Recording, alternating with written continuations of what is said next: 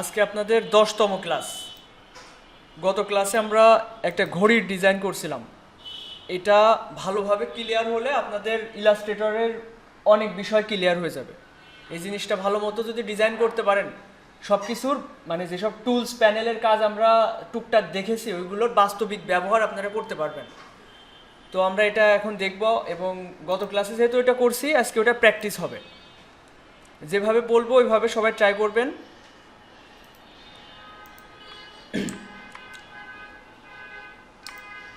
Shift ধরে আমি একটা বৃত্ত নিচ্ছি। এখানে আমি দেখতে পাচ্ছি fill colour white, stroke colour black. তো আমি এটা ঘুরায় স্ট্রোক কালারটা নান করে দিচ্ছি। আমি জাস্ট ফিল কালারটা ব্ল্যাক রাখছি এবং ব্ল্যাকের হালকা কালার মানে এই যে গ্রে কালার, এই গ্রে বলে এটা অ্যাশ কালার, তাই না? এটা রাখছি।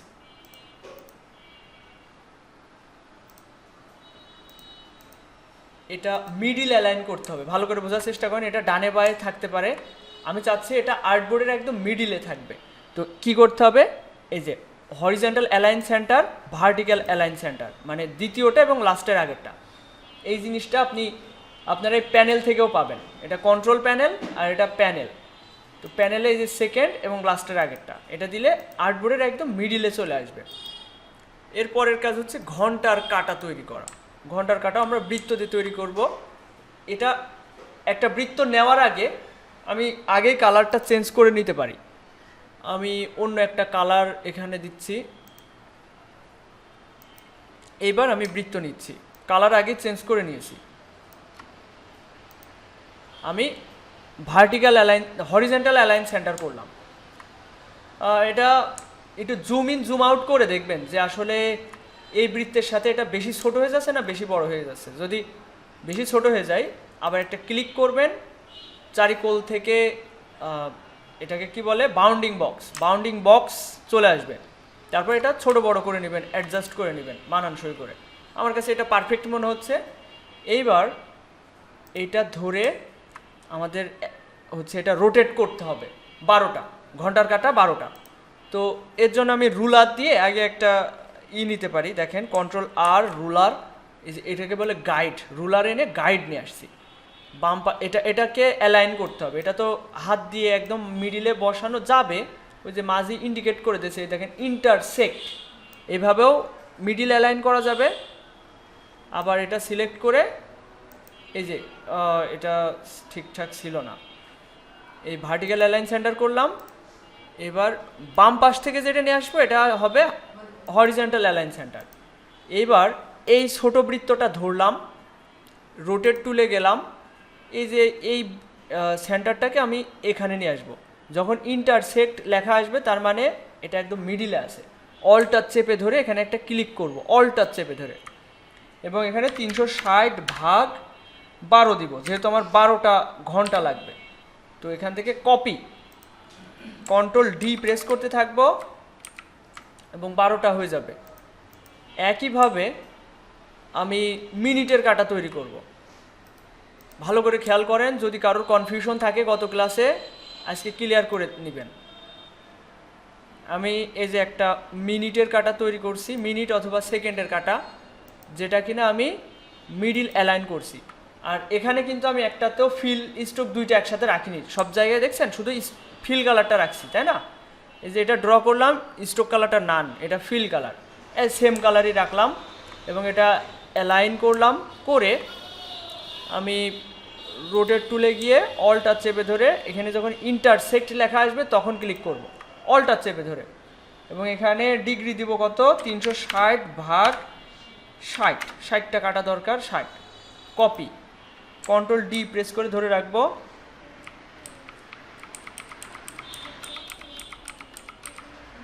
ব্যাস। যদিও এখানে কাটাগুলো অনেক মোটা বড় বড় হয়ে গিয়েছে, আমরা মূল প্রসেসটা ভালো করে শিখি। এরপর কি করতে হবে, এটা আর দরকার নেই। এই যে গাইড আমি সিলেক্ট করে করে ডিলিট করে দিচ্ছি। অনেক সময় কি হয়, নেওয়ার পর পরই লক হয়ে যায়। এটা আমি যখনই এখান থেকে নিয়ে এসে টান দিয়ে ছেড়ে দিই এখানে লক হয়ে যায়। তখন কি করবেন, রাইট বাটন ক্লিক করে এই যেখানে আমার একটা লক গাইড রয়েছে দেখেন, এখন আমি কিন্তু এটা ধরতে পারছি না। এই অবস্থায় আপনি আনলক গাইডে ক্লিক করলে এটা ধরতে পারবেন, ধরে কিবোর্ড থেকে ডিলিট করে দিবেন। আচ্ছা, আমরা মিনিট ঘন্টার কাঁটা তৈরি করতে পারলাম। এবার আমরা কাঁটা তৈরি করব। আচ্ছা, এটা কিভাবে করা যায় দেখেন, আমি একটা রেক্ট্যাঙ্গেল নিয়ে এরকম রাখছি, রেখে এটা দেখেন ফিল স্ট্রোক দুইটার একটাও নাই। আমি এখান থেকে ফিলে ক্লিক করলাম, একটা ফিল কালার হলো। এরপর পেন টুলে গিয়ে আমি এখানে একটা অ্যাঙ্কর অ্যাড করব। আমি চাইলে সরাসরি রাইট বাটন ক্লিক করে অ্যাঙ্কর নিয়ে আসতে তো, কিন্তু আমরা তো শর্টকাট কি জানি, সেটা কি অল্টার চেপে ধরলে এখানে অ্যাঙ্কর অ্যাড হবে। অল্টার তো না, নর্মালে এমনিতেই এই যে প্লাস আইকন আসছে দেখছেন। মাউসের কার্য যখন আমি পাতের উপরে নিচ্ছি, এটা ভালো করে বোঝেন, অনেকের একটু বুঝতে অসুবিধা হয়।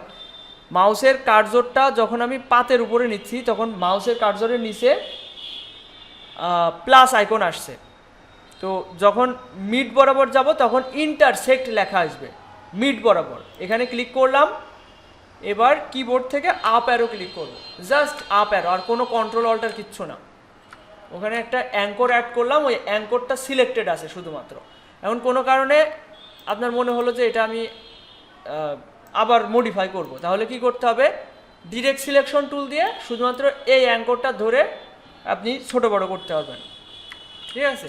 আবার এটা সরাসরি টেনে নিয়ে লম্বা করা যায়, কিন্তু ডানে বায়ে চলে যায় এই ভয়ে শিফট ধরতে হবে, অথবা কিবোর্ডের অ্যারো চিহ্ন আপ ডাউন করলে কাটাটা কম বেশি হবে। আচ্ছা, এই পর্যন্ত আপাতত করেন, অনেকের একটু ঝামেলা থাকতে পারে, এই পর্যন্ত সবাই একটু করার চেষ্টা করেন।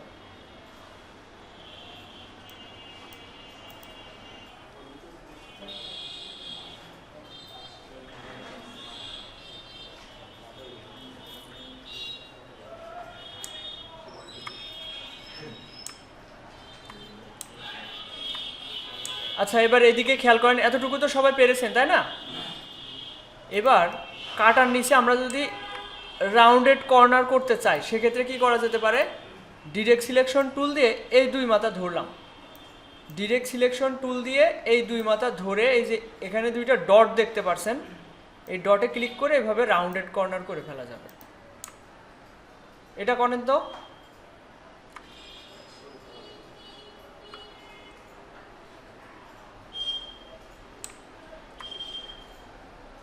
তন্ময়, তুমি একটু ওর একটু হেল্প করো।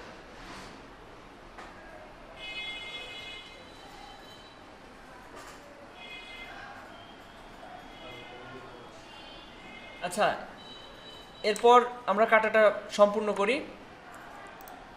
আমি একটা শেপ নিচ্ছি, এর মাঝ বরাবর ড্র করে মাইনাস ফ্রন্ট করে দেব। এটার কালার একটু ডিফারেন্ট দিই যাতে বোঝা যায়। দুইটাই সিলেক্ট করে হরিজন্টাল অ্যালাইন সেন্টার করলাম। দুইটা সিলেক্ট করে পাথ ফাইন্ডার থেকে এই যে পাথ ফাইন্ডার মাইনাস ফ্রন্ট এটা করলাম। আমরা একদম সহজেই করলাম কাটাটা, সহজভাবে। কাটা রেডি হয়ে গেলে এটা তিনটে ভেরিয়েন্ট করে ফেলবেন, মোটা, চিকুন, লম্বা।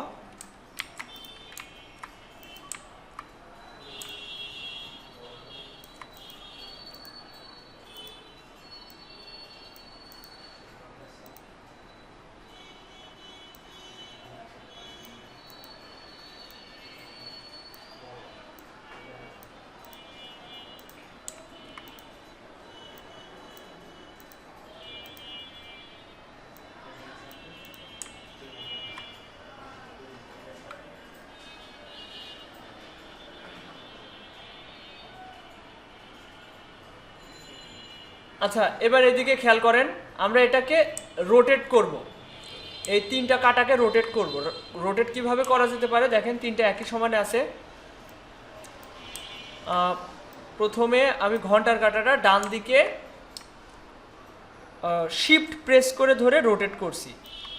মাউসের কার্সর যখন হচ্ছে এই মাউসের এই বাউন্ডিং বক্সের কর্নারে নিচ্ছি, তখন যখন অ্যারো চিহ্নর মতো হচ্ছে, চাঁদের মতো দুই দিকে বাঁকা মতো, তখন শিফট ধরে এটা রোটেট করছি। শিফট এই জন্যই ধরছি যাতে 45 ডিগ্রি অ্যাঙ্গেলে ব্যাকাটা হয়।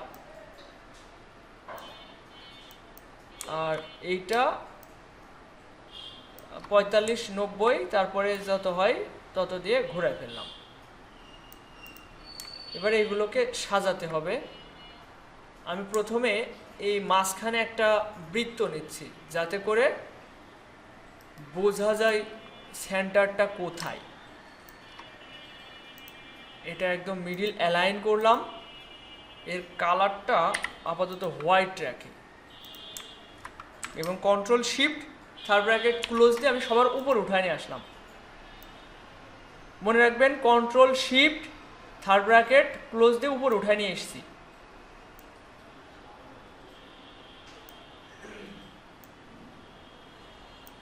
এবং দেখতে পাচ্ছি এটা ঘড়ির তুলনায় কাটা বড় হয়ে গেছে এবং তিনটায় আমি সিলেক্ট করব। এদিকে মনোযোগ দেন, তিনটা কাটাই সিলেক্ট করতে হবে।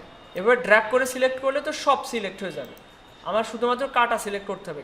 একটা ক্লিক করলাম, এই কাটাটা সিলেক্ট হলো।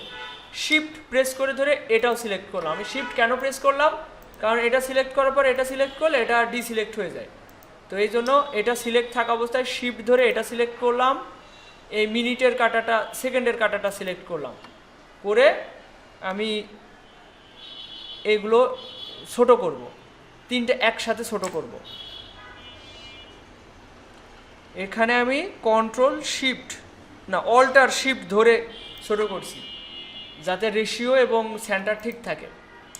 এইবার আমি এটা এখানে ঠিক আছে, এই বৃত্তর সাথে অ্যালাইন করে মিডিলে রাখার চেষ্টা করছি।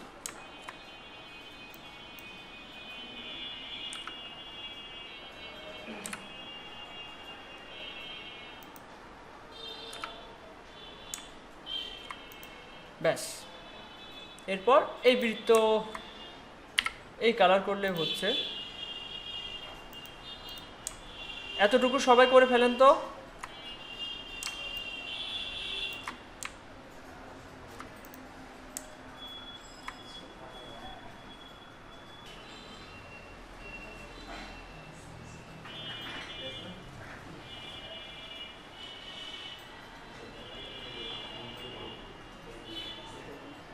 আচ্ছা, এদিকে খেয়াল করেন, আমরা এর নিচে এখন শ্যাডো দিতে পারি। শ্যাডো দেওয়ার জন্য আমাকে এই তিনটা চাইলে আমরা গ্রুপ করতে পারি। এই যে এই ডটটাও ধরছি, প্রথমে এই ছোটো ডটটা ধরলাম, শিফট ধরে এটা ধরলাম, শিফট ধরে এটা ধরলাম, শিফট ধরে এটা ধরলাম, কাটা তিনটা ধরে কন্ট্রোল জি দিয়ে গ্রুপ করলাম। গ্রুপ করার পর ইফেক্ট, তারপর হচ্ছে স্টাইলাইজ থেকে ড্রপ শ্যাডো। এখান থেকে দেখেন একটু বেশি শ্যাডোর যে ছায়ার যে ঘনত্ব এটা বেশি মনে হচ্ছে। আমরা চাইলে এই যে অপাসিটি, এখান থেকে অপাসিটি কমিয়ে ছায়ার মানটা কমায় দিতে পারি যাতে একটু সুন্দর দেখায়। এই যে 20-25-এ ভালো লাগবে। ওকে, ছায়া সবাই দিতে পারেন কি দেখেন তো। হ্যালো, আসসালামু আলাইকুম। হ্যাঁ অবশ্যই,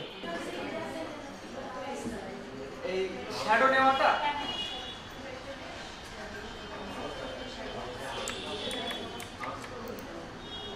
দেখেন, আগে আমি কাটাগুলোকে গ্রুপ করছি। প্রথমে এই ছোট ডটটা ধরলাম, শিফট ধরে ধরে এই তিনটা ধরলাম, ধরার পরে কন্ট্রোল জি দিয়ে গ্রুপ করে ইফেক্ট, স্টাইলাইজ, এখান থেকে ড্রপ শ্যাডো। এখান থেকে পার্সেন্টেজটা, এই যে অপাসিটিটা একটু কমায় নিলে আরো ভালো লাগবে, এই জন্য অপাসিটি আমি কমায় নিয়েছি। ওকে, ইফেক্টে গিয়ে স্টাইলাইজ, তারপর ড্রপ শ্যাডো। এই হয়েছে। আচ্ছা, এদিকে খেয়াল করেন, আমরা ঘড়ির ফ্রেম বানালাম। এবার এটা সম্পূর্ণটা ধরে গ্রুপ করে ফেলবো, কন্ট্রোল জি গ্রুপ। এবার বাকি স্ট্রাকচার তৈরি করার চেষ্টা করি। একটা বৃত্ত নিয়ে আগের বৃত্তের চেয়ে একটু বড় একটা বৃত্ত নিলাম এবং এটা পিছনে পাঠিয়ে দিলাম। পিছনে কিভাবে পাঠালাম? Control shift third bracket left সাইডেরটা, এবং এটার কালার একটু লাইট কালার দেওয়ার চেষ্টা করি এবং এটা মিডিল অ্যালাইন করলাম।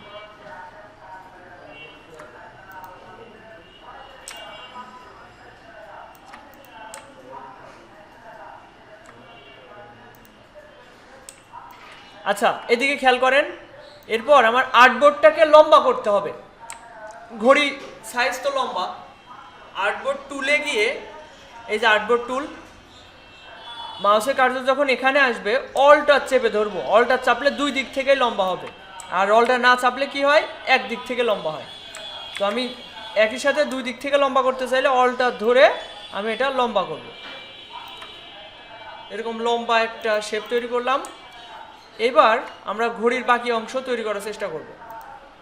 তো এই যে একটা বৃত্ত নিয়েছি এবং এটা পিছনে পাঠিয়ে এটার কালার একটু লাইট কালার, আগে যে কালারটা ছিল যে ব্ল্যাকের থেকে একটু লাইট নিয়েছি। এইবার আমরা একটা রেক্ট্যাঙ্গেল নিতে পারি।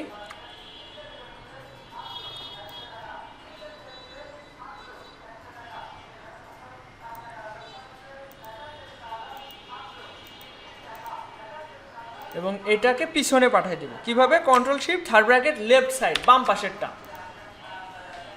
এরপর চাইলে এই দুইটাকে অ্যাড করা যেতে পারে। কোন দুইটা, এই যে পিছনে এই বৃত্তটা এবং এই রেক্ট্যাঙ্গেলটাকে ধরে ইউনিট করা যেতে পারে, তাহলে এই দুইটা এক হয়ে যাবে, এই দুইটা শেপ এক হয়ে যাবে। এই দুইটা সিলেক্ট থাকা অবস্থায় এই যে ইউনিট, পাথফাইন্ডার থেকে ইউনিট, এটা দ্রুত করেন তো সবাই, আমি যে এরকম স্ট্রাকচার তৈরি করলাম এরকম সবাই করেন।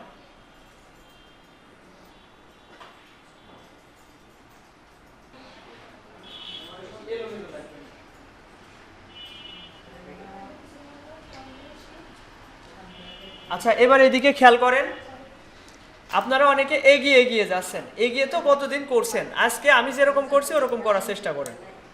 এবার আমি এখান থেকে কিছু অংশ কেটে ফেলবো।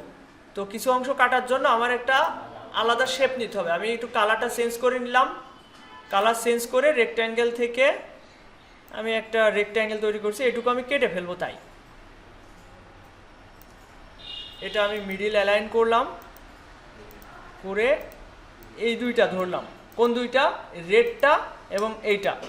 আপনারা অনেকে নিজে নিজে করছেন, হ্যাঁ নিজে নিজে পারবেন, কিন্তু খুঁটিনাটি বিষয়গুলো বোঝানোর জন্য আমার সাথে সাথে এগোন। এদিকে খেয়াল করেন, এই দুইটা সিলেক্ট করলাম, করে একটাকে আমাদের স্থির করতে হবে।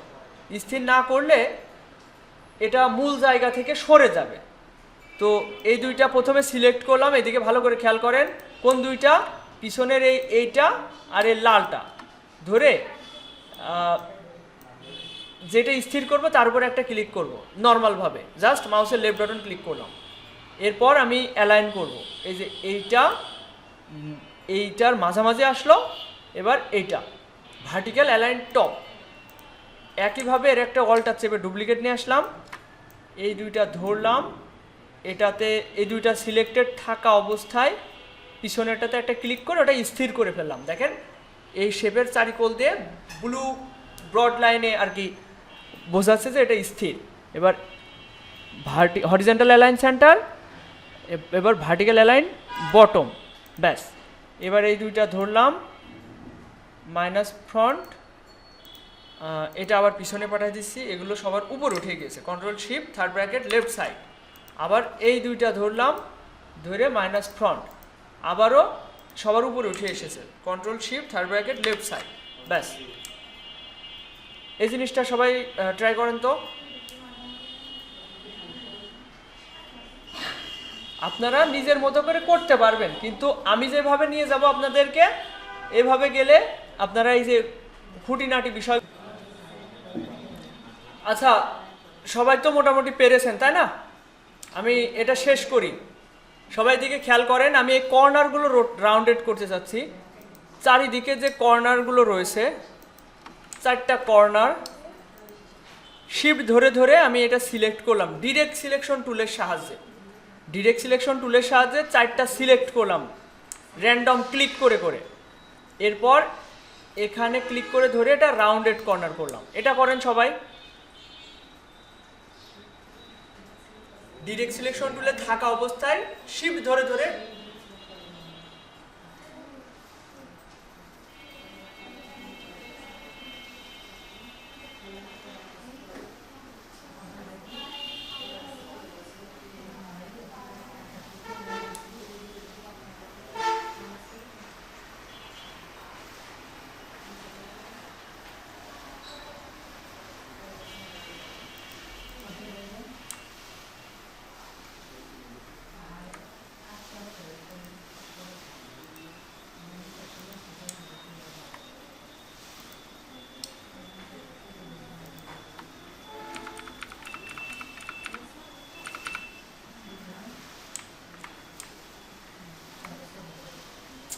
আরেকটা জিনিস খেয়াল করেন, আমার কাছে মনে হচ্ছে যে এখান থেকে এটা দূরত্ব বেশি কম হয়ে গেছে, একটু বাড়াবো। কিভাবে সেটা দেখেন, ডিরেক্ট সিলেকশন টুল দিয়ে আমি এই অ্যাঙ্করে ক্লিক করলাম, শিফট ধরে এই অ্যাঙ্করে ক্লিক করলাম, এই দুইটা অ্যাঙ্কর সিলেক্ট আছে। এবার কিবোর্ডের ডাউন অ্যারো চিহ্নতে 2 3 4 5 6 7 8 9 10 10টা ক্লিক করে নিচে নামাইছি, উপরেরটা একইভাবে করেছিলাম।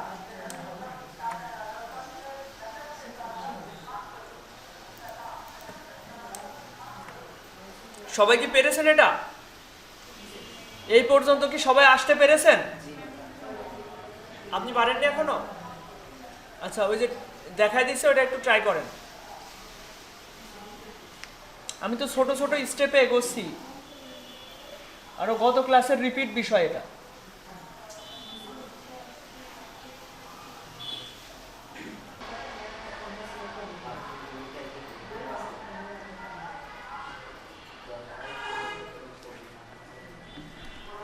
আচ্ছা, এবার এইদিকে খেয়াল করেন, আপনারা কেন জানি আগে আগে করার চেষ্টা করছেন। আপনারা আগে আগে করলে এ তো বাসায় করতেই পারবেন, কিন্তু আমি যেভাবে আপনাদের নিয়ে যাচ্ছি এভাবে গেলে আপনি ভালোভাবে বুঝতে পারবেন। আগে আগে করার দরকার নেই, যতটুকু দেখাচ্ছি ততটুকু করেন, করে পাশের জনকে হেল্প করেন। আচ্ছা, এটা হলো। এবার ডান সাইডে আমরা ওই ভলিউম বাটন না কি বলে ওটা ড্র করার চেষ্টা করি। আচ্ছা, এটা আমি আগে অ্যালাইন করে মিডিলে নিয়ে আসলাম। আর্টবোর্ডের মিডিলে থাকা মানে ঘড়িরও মিডিলে থাকা, কারণ ঘড়িটাও মিডিলেই আছে। তো এটার কর্নার দুইটা আমি রাউন্ডেড করব। এই যে এই দুই মাথা ধরলাম ডিরেক্ট সিলেকশন টুল দিয়ে, ধরে এই দুই মাথা একটু কিছুটা রাউন্ডেড কর্নার করে ফেললাম। আর একটু করা উচিত, ব্যাস। এইবার এই টুল দিয়ে এইভাবে ছোট ছোট লাইন ড্র করতে হবে। এটার কালার ব্ল্যাক দিলে মনে হয় ফুটবে ভালো।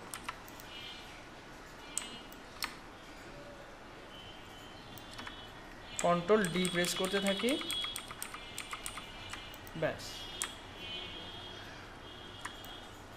দেখেন একটা আরো ভালো করে খেয়াল করেন, এখানে এই শেপের মাঝ বরাবর আনতে হবে। দেখেন নিচের দিকে একটু কম আছে, উপরের দিকে একটু বেশি আছে। তাহলে আমার করণীয় কি, আমার এই কালোগুলো সব সিলেক্ট করতে হবে আগে। তো এভাবে একটা একটা করে সিলেক্ট করা তো সময় সাপেক্ষ। তো আমি এই সব ধরলাম, ধরে এটাকে আমার ডিসিলেক্ট করতে হবে। কিভাবে সেটা, শিফট ধরে এখানে একটা ক্লিক করলে এটা ডিসিলেক্ট হয়ে যাবে। তাহলে সিলেক্ট থাকলো শুধুমাত্র এই ভিতরের লাইনগুলা। কথা ক্লিয়ার, বুঝতে পেরেছেন? কন্ট্রোল জি দিয়ে গ্রুপ করলাম। এইবার এই দুইটা ধরে এই লাইনগুলো সব গ্রুপ করাতে আমি অ্যালাইন করলে এর সাথে মিডিল অ্যালাইন হবে, আর যদি না করতাম তাহলে অ্যালাইন হইতো না, এটা সব এক জায়গা হয়ে যেত। তো এখন এই দুইটা ধরে একটাকে স্থির করতে হবে। পিছনেরটা একটা ক্লিক করলাম, পিছনেরটা স্থির হলো। এই যে ভার্টিক্যাল অ্যালাইন সেন্টার দিলাম, এর মাঝামাঝি গেল। বিষয়টা ক্লিয়ার, বুঝতে পারছেন? এই ছোটোখাটো খুঁটিনাটি বিষয়গুলো আমাদের খুব দরকার পরবর্তীতে। তো এই জিনিসটা আমি যা করলাম এটা আপনারাও করেন।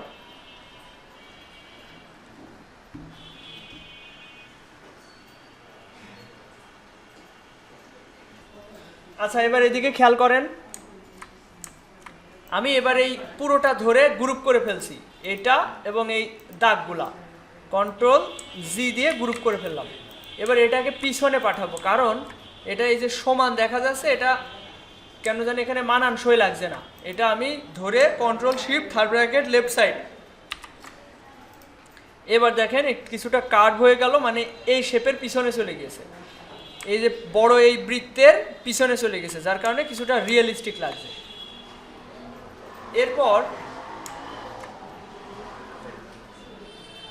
এরপর যেটা করা যেতে পারে, আমরা ফিতা তৈরি করতে পারি। এখন ফিতা তৈরি করার জন্য বসো, আমি একটা শেপ নিচ্ছি, এটা মিডিল অ্যালাইন করলাম।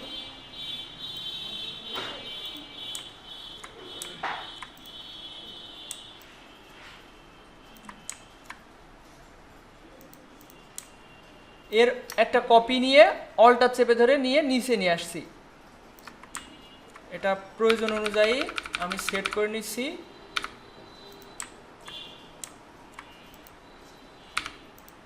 ব্যাস, এটা করেন তো সবাই।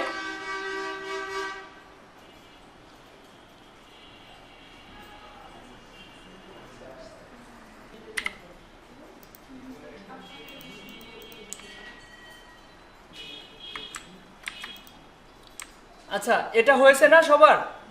এবার আমরা ঘড়ির বাকি অংশগুলো আমরা করার চেষ্টা করি। এদিকে খেয়াল করেন, উপরে যে ফিতার অংশটা এটা কেমন হয়। আমি প্রথমে একটা এরকম শেপ নিচ্ছি, এটা মিডিল অ্যালাইন করলাম। এটার কালার একটু ডিফারেন্ট দিই যাতে বোঝা যায় যে কেমন। এবার এই শেপটাকে আমি পিছনে পাঠাবো, control shift third bracket left side. আচ্ছা, এটা ঠিক আছে, এটা তো সবাই পারবেন তাই না? সহজ বিষয়। একটা শেপ নিয়েছি এবং ওটা পিছনে পাঠিয়ে দিয়েছি। এটা আর একটু ছোট করি। এইবার আমাকে এতটুকু কেটে ফেলতে হবে, এই যে মাঝখান দিয়ে এতটুকু কেটে ফেলতে হবে। কিভাবে কাটবো? আরেকটা শেপের সাহায্যে। তো আমি এরকম একটা শেপ নিচ্ছি, দেখেন ভালো করে খেয়াল করেন। এই যে এতটুকু একটা শেপ নিচ্ছি, নিয়ে এটা মিডিল অ্যালাইন করলাম, করে শিফট ধরে পিছনেরটাও ধরলাম, ধরে মাইনাস ফ্রন্টে ক্লিক করব। ব্যাস, সহজ বিষয় না? একদমই সহজ বিষয়। এভাবে দাঁড়ান, এটা আরেকটু বড় করতে হবে, আমার একটু ভুল হয়েছে। এই পজিশনে রাখতে হবে, এই দুইটা ধরলাম, মাইনাস ফ্রন্ট। এই যে এভাবে সবাই একটু ট্রাই করেন তো।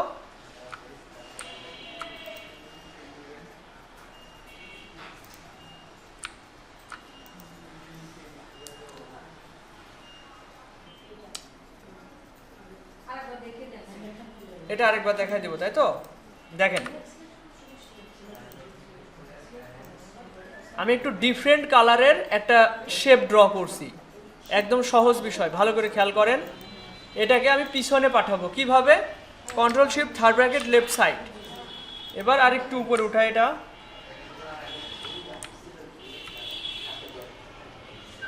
দেখেন এতটুকু রাখলাম।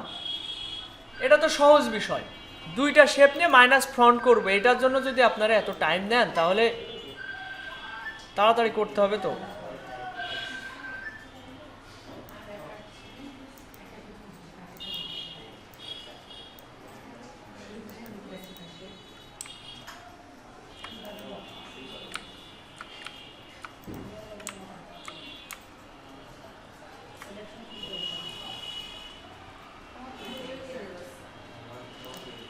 দুইটাই কেটে যাচ্ছে, দুইটা সিলেক্ট করে মাইনাস ফ্রন্ট করবেন।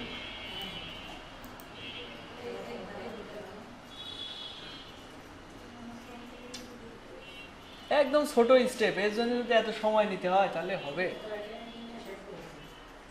তন্ময়, সাইমন, একটু ওঠো। হ্যাঁ,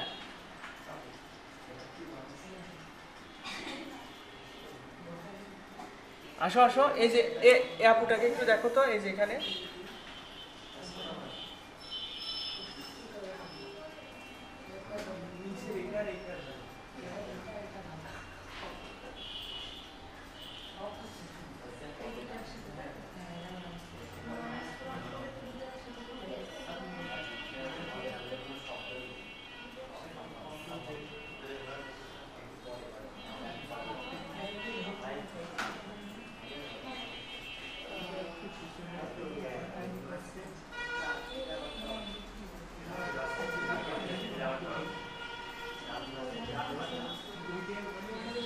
রাতুল, এখানে আমি যতটুকু বলছি অতটুকু করেছো? ইব্রাহিম ভাই, দেখেন তো করেছে কিনা। এই, তুমি কেবল বললে হচ্ছে করেছি। কানের তো ওটা সরাও, কানের তো ওটা সরাও। চোখে মুখে মিথ্যা বলে এই ছেলেটা।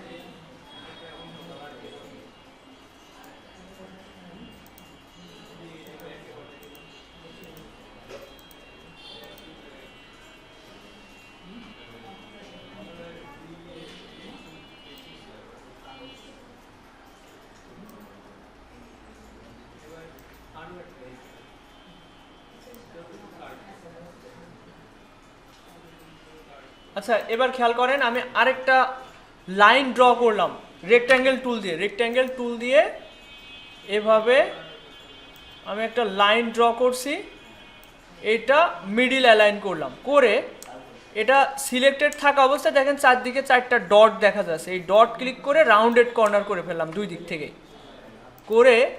এবার নতুন কিছু দেখবেন আপনারা, যে এটাকে আমরা অফসেট পাত করব। অফসেট পাত কিভাবে করতে হয় এটা করতে তো সবাই পারবেন, তাই না? আমি একই সাথে আমি তো আবার এইটুক করার জন্য আপনাদের আবার সময় দিতে পারছি না। এই যে এরকম একটা লাইন সবাই নিতে পারবেন না? নেওয়ার পরে অবজেক্ট থেকে পাতে যাবেন, পাত অবজেক্ট থেকে পাত থেকে অফসেট পাত। এটা অফসেট পাত 10px লেখা রয়েছে, আমি একটু কম বেশি করে নিতে পারি, আমি 6-7 করে নিলাম। তারপর ওকে করলে আমার সিলেক্টেড আছে বড়টা, যেটা অফসেট পাত মানে কি, একটা পাতের ডুপ্লিকেট তৈরি করা। এটা সিলেক্টেড থাকা অবস্থায় শিফট ধরে আমি উপরেরটা সিলেক্ট করলাম, উপরের বলতে এই যেটা আগে তৈরি করা ছিল। এরপর মাইনাস ফ্রন্ট, তাহলে কি হলো, এখান থেকে এই অফসেট পাত দিয়ে যেটা নিয়েছিলাম ওইটা কেটে ফেললাম। আচ্ছা অফসেট পাত জিনিসটা আমি আপনাদের ক্লিয়ারলি বোঝাই। দেখেন আমি একটা রেক্ট্যাঙ্গেল ড্র করছি, আমি এই অফসেট পাতই কেন নিব এটাও আমি কারণ বোঝাচ্ছি আপনাদের। দেখেন আচ্ছা আগে অফসেট পাত কীভাবে করতে হয় সেটা আগে বলি। এইটা আমি যদি এটা আমি চাচ্ছি এর একটা ডুপ্লিকেট নিব, ডুপ্লিকেট Ctrl+C Ctrl+F, এইভাবেও তো কপি নিতে পারি, তাই না? এই তো ডুপ্লিকেট হয়ে গেল। এবার একটু বড় করে নিলেই তো হচ্ছে। এবার দেখেন আমি একটু বড় করছি, শিফট এবং কন্ট্রোল ধরে ভালো করে বোঝার চেষ্টা করেন। এটার কালার একটু ডিফারেন্ট করে আপনাদের বোঝায় আসলে হচ্ছেটা কি, আমরা কেন অফসেট পাত নিব। দেখেন এটা আমরা কি জানি যে শিফট ধরলে রেশিও ঠিক থাকে, তাই না? দেখেন এর পিছনে লালটা আমার সিলেক্ট রয়েছে, তো আমি লালটা আমি যদি নর্মালে কপি পেস্ট করে Ctrl+C Ctrl+F দিয়ে ডুপ্লিকেট নিয়ে আমি যদি বড় করি তাহলে এটা অল্টার এবং শিফট ধরেই বড় করছি। অল্টার ধরছি যাতে মিডিল সেন্টার থাকে, শিফট ধরছি যাতে রেশিও ঠিক থাকে। তারপরেও দেখেন এই দিকে এর দৈর্ঘ্য প্রস্থ সেম আছে, এটা বেশি এটা কম। হ্যাঁ, তো এই সমস্যার সমাধান কি দেখেন, Ctrl+Z দিয়ে আমি ব্যাকে গেলাম। এবার এটার আমি অফসেট পাত করি, পাত থেকে অফসেট পাত। এবার যদি এটা পিক্সেল বাড়াই দেখেন দুই দিক থেকে সমানে বড় হচ্ছে, বোঝা গেল? আশা করি ক্লিয়ারলি বুঝতে পেরেছেন আমরা কেন অফসেট পাত করি, কপি পেস্টের জায়গায় আমরা কেন অফসেট পাত করি। তো অফসেট পাত কিভাবে করতে হয় দেখেন, এটা সিলেক্ট আছে অবজেক্ট থেকে পাত থেকে অফসেট পাত। এই যে এখান থেকে পিক্সেল কম বেশি করা যায় বা রাউন্ডেড কর্নার করা যায়। এই যে পরের অপশনটা হচ্ছে মিলটার, তারপরে হচ্ছে রাউন্ডেড কর্নার। এবার কম বেশি এই রাউন্ডেড কর্নার করা যায়। আর এটা সম্পর্কে আরও পরবর্তীতে ভালো করে বোঝাবানে। তো এখন আপনাদের যেটা করতে হবে, এখান থেকে একটা ড্র করে এটার অবজেক্ট থেকে পাত থেকে অফসেট পাত নেবেন, তারপরে যে অফসেট পাতটা হবে ওইটা আর এই পিছনেরটা সিলেক্ট করে হচ্ছে মাইনাস ফ্রন্ট করবেন।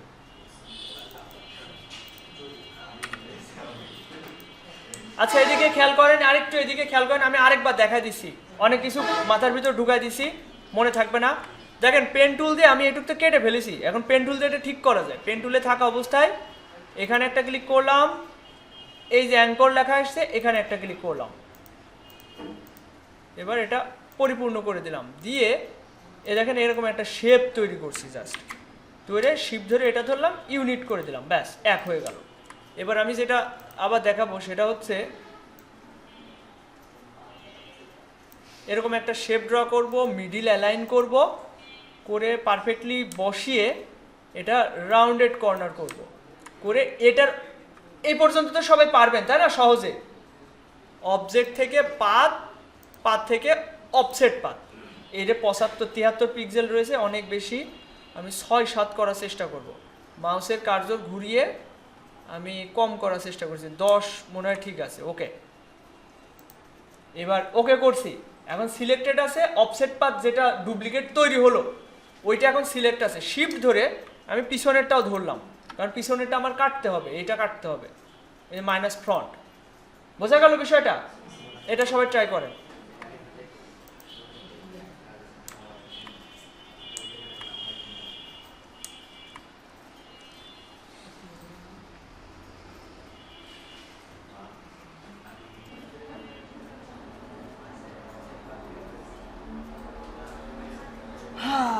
হয়েছে সবার?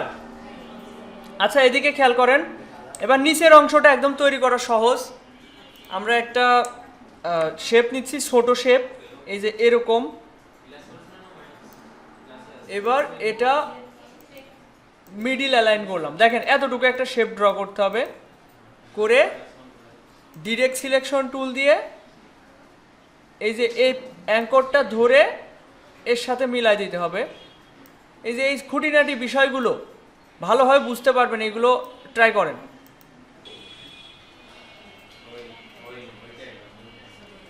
সবাই কি পেরেছেন? এটা পারেনি কে কে? সবাই দেখছি কাজ করে যাচ্ছে, আমার দিকে কারোর কোনো খেয়াল নেই।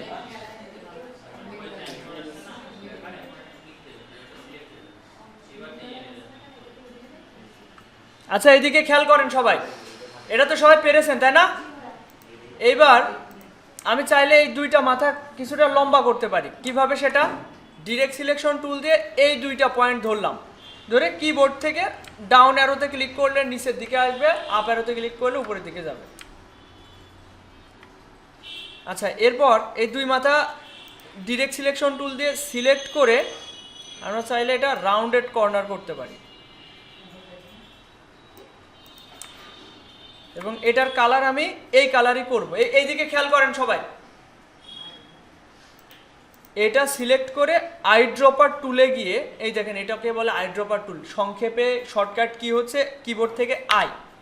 এখানে একটা ক্লিক করলাম, কি করলাম এখানে এটা সিলেক্ট করেছিলাম। আচ্ছা, এটার কালার আমি এটা করছি। দেখেন এটা জাস্ট ক্লিক করে সিলেক্ট করলাম সিলেকশন টুল দিয়ে। এবারে আইড্রপার টুলে গেলাম, গিয়ে এটা পিক করে দিলাম, সেম কালার হয়ে গেল। চাইলে এই দুইটা ধরে ইউনিট করে দিতে পারি। এই দুইটা সিলেক্ট করে এখান থেকে ইউনিট করলে কি হবে? দুইটা এক হয়ে যাবে। এইবার আমরা যেটা করতে পারি, এটা সিলেক্ট করলাম, করে অবজেক্ট থেকে পাথ, পাথ থেকে অফসেট পাথ। আগে তো প্লাস ছিল, এবার কি হবে মাইনাস। ভিতরের দিকে আমরা একটা অফসেট পাথ নিব, -15 ঠিক আছে। ওকে, এবার এটার কালার আমি এই কালার করছি, এই যে এই কালার। এরপর এটাকে স্ট্রোকে কনভার্ট করব। কিভাবে? এই যে এখানে একটা ক্লিক করলে এটা স্ট্রোকে কনভার্ট হয়ে যাবে, এবং এটা অনেকটা চিকন, এর থেকে আরেকটু মোটা করি। 1 পিটি আছে, আমি 3 পিটি করলাম, করে এটা। আচ্ছা, এতটুকুই সবাই করেন তো।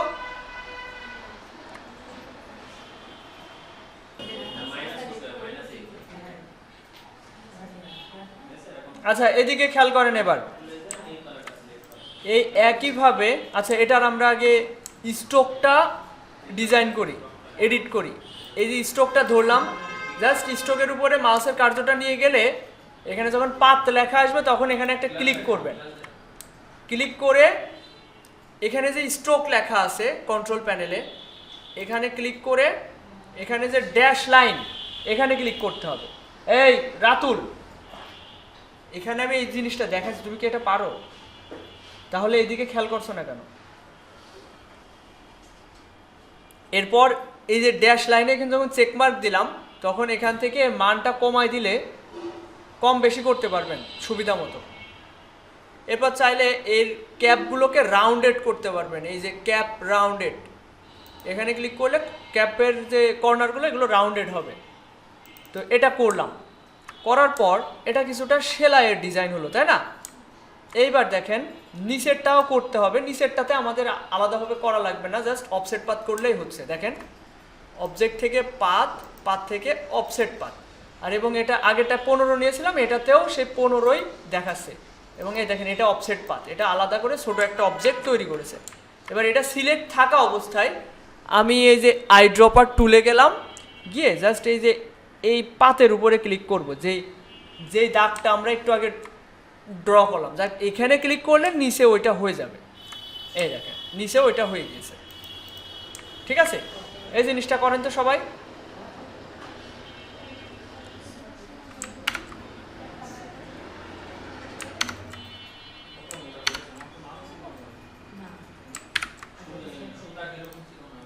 পরের স্টেপে এগোই আমরা। হ্যাঁ, দেখেন এখানে ছিদ্র করা যায়। দেখেন আমি এইভাবে একটা বৃত্ত তৈরি করছি, করার সময় দেখেন আগে যে স্ট্রোক নিয়েছিলাম ওইটাই চলে আসছে। তো আমার কাজ কি এখান থেকে স্ট্রোক থেকে ফিল কালারে কনভার্ট করা। এটা মিডিল অ্যালাইন করলাম,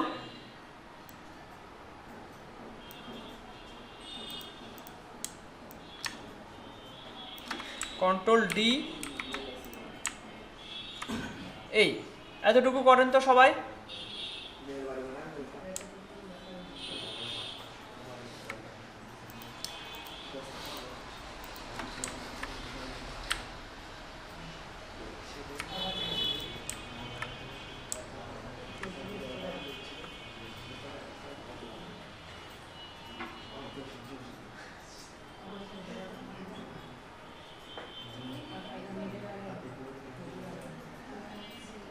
হ্যাঁ, আচ্ছা এবার ফাইল সেভের বিষয়টা আমি ক্লিয়ার করি, এদিক সবাই খেয়াল করেন। এই যে আমি যে ডিজাইনটা করলাম, এটা আমরা চাইলে এডিটেবল ফরম্যাটে সেভ করতে পারি। মানে পরবর্তীতে আমি এখন কম্পিউটার অফ করব, অফ করে আবার পরে অন করব, এই অবস্থাতে থাকবে, যেভাবে আমি এডিট করছি এইভাবেই থাকবে। এর জন্য আমরা যেটা এডিটেবল ফরম্যাটে সেভ করতে পারি সেটা হচ্ছে এআই ফাইল। এআই মানে অ্যাডোবি ইলাস্ট্রেটরের সংক্ষিপ্ত রূপ এআই। এআইতে সেভ করার জন্য জাস্ট কন্ট্রোল এস প্রেস করতে পারি এটা, অথবা ফাইল থেকে ম্যানুয়ালভাবে সেভ, একই কথা, কন্ট্রোল এস দেওয়া যায়, ফাইল থেকে সেভ দিয়ে যাওয়া তাই। এরপর আমি কোথায় সেভ করব? আমরা ওই যে প্রথম দিকে নোটপ্যাড শিখছিলাম তাই না? কি বলছো? হ্যাঁ হ্যাঁ, দেখেন প্রথম দিকে আমি আপনাদেরকে নোটপ্যাড ফাইল সেভ করার কথা দেখাইছিলাম, ওই একই রকমভাবে এগুলো ওইভাবে সেভ করতে হয়। ফাইল থেকে সেভ, এবার কোথায় সেভ করব? প্রথমে ডেস্কটপে সেভ করব।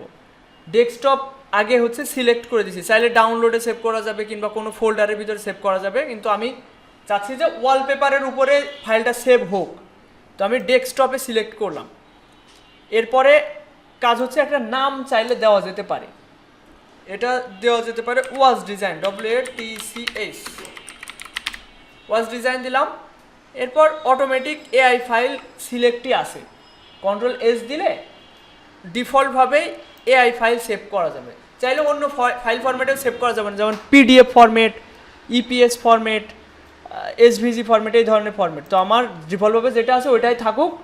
এরপর আমি সেভ দিচ্ছি। এরপর আরেকটা পারমিশন চাচ্ছে, চাইলে অন্যান্য ভার্সন দিয়ে সেভ করা যায়, ওইগুলোতে আমাদের কিছু করার দরকার নেই, জাস্ট ওকে দিব। এই ফাইলটা সেভ হয়ে গেছে। আমি যদি এখন এটা কেটে দিই, আমি চাইলে এই যে ওয়াজ ডিজাইন নামে এই মাত্র আমি এই ফাইলটা সেভ করলাম, এটা ডাবল ক্লিক করলে এই এডিটেবল ফরম্যাটে আবার ওপেন করতে পারবো। দেখেন এটা চাইলে আলাদা আলাদা করা যাবে, এটা এখনও এডিটেবল ফরম্যাটে আছে। এটা সবাই এআই ফাইলে সেভ করেন তো দেখি, কন্ট্রোল এস অথবা ফাইল থেকে সেভ।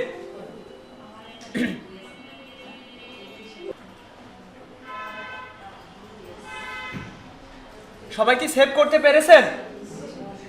আচ্ছা, আমরা সেভ শিখলাম, এবার সেভ অ্যাজ শিখবো। আমরা আগে সেভ অ্যাজ শিখেছি না নোটপ্যাড ফাইল সেভ করার সময়? আমি চাইলে এর একটা ডুপ্লিকেট ফাইল সেভ করতে পারি, অথবা এই ফাইলের একটা পরিবর্তন ঘটিয়ে, এই যে আমি এর একটা ডুপ্লিকেট কয়েকটা নিয়ে চাচ্ছি এই যে পরিবর্তনগুলো ঘটালাম, এর ফাইল তো সেভ অলরেডি করা আছে, যেখানে কিনা একটাই ঘড়ি। আমার কথা এখানে মনোযোগ দিয়ে শোনেন, এদিকে খেয়াল করেন সবাই, এদিকে এই যে একটু আগে আমি একটা ফাইল সেভ করছিলাম, সেখানে একটা ঘড়ি ছিল। আমি এখন আবার কিছু পরিবর্তন ঘটালাম, আরও 2টা কপি নিয়েছি, ঘড়ির 2টা কপি নিয়েছি। এখন আমি চাচ্ছি আগের ফাইলটা আগের মতোই থাকবে, আমি এই পরিবর্তিত যে ফাইলটা এটা আমি আলাদাভাবে সেভ করব। এক্ষেত্রে কি করতে হবে? Save as. এখন এই অবস্থায় যদি আমি Ctrl+S দিই তাহলে কি হবে? ওই পরিবর্তন, যে পরিবর্তনটা এতক্ষণ করলাম, এটা আগে যে ফাইলটা সেভ করেছিলাম ওইটাই পরিবর্তিত হয়ে যাবে। কথা ক্লিয়ার? আমি যদি এখন Ctrl+S দিই তাহলে একটু আগে যে ফাইলটা আমি এখানে সেভ করেছিলাম এর ভিতরেও 3টা ঘড়ি এসে যাবে। তাহলে পরবর্তী সেভটা বুঝলেন। এবার দেখেন সেভ অ্যাজটা বোঝেন, ফাইল থেকে সেভ এ কপি অথবা সেভ অ্যাজ। তো আমি সেভ এ কপি দিতে পারি, সেভ অ্যাজ দিতে পারি, আমি সেভ এ কপি দিচ্ছি। এখন এখানে এই যে কপি অলরেডি নাম চলে এসছে, আমি চাইলে অন্য কোনো নামেও সেভ করতে পারি। আমি যদি এবার সেভ দিই, ওকে, দেখেন এটা ওয়াজ ডিজাইন, এটাতে একটা। আমি যদি এবার এটা কেটে দিই, এদিকে খেয়াল করেন, এখন যদি আমি এটা কাটতে যাই তাহলে একটা পারমিশন চাবে। তুমি কি যে ফাইলটা ওপেন করেছিলে সেই অবস্থাতেই রাখতে চাচ্ছ, নাকি যে পরিবর্তনটা এখন ঘটালে এই পরিবর্তিত হয়ে ফাইলটা সেভ করতে চাচ্ছ? তো আমি এখানে বলবো নো, আগে যেরকম ছিল সেরকমই থাকবে। দেখেন save change to Adobe Illustrator document was design AI before closing. তো আমার কথা আসলে যদি বুঝতে না পারেন আমি আরেকবার বলি। মানে আমি প্রথমে যে ফাইলটা ওপেন করছিলাম একটা ঘড়ি ছিল, এই যে 3টা ঘড়ি বানালাম, এখন আমি যদি এখানে ইয়েস দিই তাহলে ওই প্রথম ফাইলে 3টা ঘড়ি চলে আসবে, পরিবর্তিত হয়ে যাবে। আর নো দিলে আগের মতোই থাকবে। দেখেন এবার আমি এই যে ওয়াজ ডিজাইন প্রথমটা ডাবল ক্লিক করছি, একটা ঘড়ি, কারণ আমি ওখানে নো দিয়েছিলাম। এইবার সেভে কপি দিয়ে যে ফাইলটা সেভ করছি, এই যে এটা ওই ফাইলের কপি সেভ হয়েছে। আশা করি সবাই ক্লিয়ার, সেভ এবং সেভ অ্যাজ ক্লিয়ার হলেন। এইবার আমরা চাইলে এটার একটা জেপিজি ফাইল ফরম্যাটে সেভ করতে পারি। আমরা যে ফোনে ছবি তুলি এটা কি ফরম্যাটে সেভ হয়? জেপিজি ফরম্যাটে। আমরা ফোনে যে পিকচার তুলি এগুলো জেপিজি ফরম্যাট হয়। তো জেপিজি ফরম্যাট, পিএনজি ফরম্যাট, এগুলো মোবাইলে কম্পিউটারে ভিউ করা যায়, ফটোস ভিউ দিয়ে ভিউ করা যায়। কিন্তু এআই ফাইল আপনি ফোন থেকে ভিউ করতে পারবেন না। এই যে এআই ফাইল যেটা কিনা আমরা ইলাস্ট্রেটরের মাধ্যমে ওপেন করে এগুলো দেখতে পারছি, এগুলো আপনি ফোনে বা কোনো বায়ারকে পাঠালে সে কখনো ওইটা ওপেন করে দেখতে পারবে না, কারণ ওইটা ফরম্যাট কি ফরম্যাট না, ওইটা এআই ফাইল, মানে অ্যাডোবি ইলাস্ট্রেটর ফরম্যাট। ওইটার জন্য ওরও অ্যাডোবি ইলাস্ট্রেটর ইনস্টল করা প্রয়োজন। বোঝা গেল? তাহলে জেপিজিও তো আমাদের সেভ করা শিখতে হবে। তাহলে ফাইল থেকে এক্সপোর্ট থেকে 3টা অপশন থেকে সেভ করা যায়। তো আমি মাঝেরটা দিয়ে এক্সপোর্ট করে দেখাচ্ছি, পরবর্তীতে এগুলো আমি ডিটেলসে বোঝাবো আপনাদের। ফাইল থেকে এক্সপোর্ট, এরপরে কোথায় সেভ করব? ডেস্কটপে। এই যে ডেস্কটপ সিলেক্ট করে দিলাম। এবার ফাইল ফরম্যাট, এখানে দেখেন এখানে নাম দেওয়া যাবে, নাম যেটা আছে সেটাই থাক। ফাইল ফরম্যাট অটোডেস্ক লেখা রয়েছে, আমরা অটোডেস্কে সেভ করব না, আমরা কিসে সেভ করব? জেপিইজি অথবা পিএনজি। তো আমি জেপিজিতে সেভ করছি। এবং এই যে আর্টবোর্ড কোনটা বলেন তো? যে সাদা অংশটুকু এটা আর্টবোর্ড। যদি আমি এখানে চেকমার্ক দিয়ে দিই, এই যে এখানে টিক চিহ্ন, তাহলে ইউজ আর্টবোর্ডের ভিতরে যে ডিজাইনটা রয়েছে এটাই সেভ হবে জেপিজি আকারে। তো আমি যদি এখন এটা এক্সপোর্ট করি, আরেকটা পারমিশন চাইবে যে কালার মুড কেমন হবে। কালার মুড ডিফল্টভাবে যখন আপনি আর্টবোর্ড নিয়েছিলেন সেটাই রয়েছে, RGB। চাইলে CMYK অথবা গ্রে স্কেল দেওয়া যেতে পারে, আমি RGB রাখছি। RGB কখন ব্যবহার করি? আমরা যখন ফোনে অথবা কম্পিউটারে প্রিভিউ করি, মানে ওয়েবে, তখন আমরা কালার মুড রাখবো RGB। আর যখন কোনো কিছু প্রিন্ট করে বের করব তখন আমরা কালার মুড রাখবো CMYK। আচ্ছা, কোয়ালিটি আমি এখান থেকে 10 মানে ম্যাক্সিমাম করে দিলাম। এবার রাস্টার ইফেক্ট 300 ppi দিছি, মানে হাই রেজুলেশন। এরপর ওকে, দেখেন এটা ডেস্কটপে একটা জেপিজি ইমেজ আকারে সেভ হয়েছে, যেটা কিনা 1.5 মেগাবাইট, 1.56 মেগাবাইট সাইজ। তো এটা ডাবল ক্লিক করে এটা ওপেন করলাম। এটা ওপেন হয়েছে কিসের মাধ্যমে? কম্পিউটারের ফটোসের মাধ্যমে ওপেন হয়েছে। এটা যদি আমি আপনাদের গ্রুপে দিই, আপনারা ফোন থেকে এটা দেখতে পারবেন। এই ছবিটা বোঝা গেল? দেখেন এটা হাই রেজুলেশন, কত জুম করছি তাও ফাটছে না, দেখছেন? তো এই হচ্ছে জেপিজি ফরম্যাট সেভ করার বিষয়।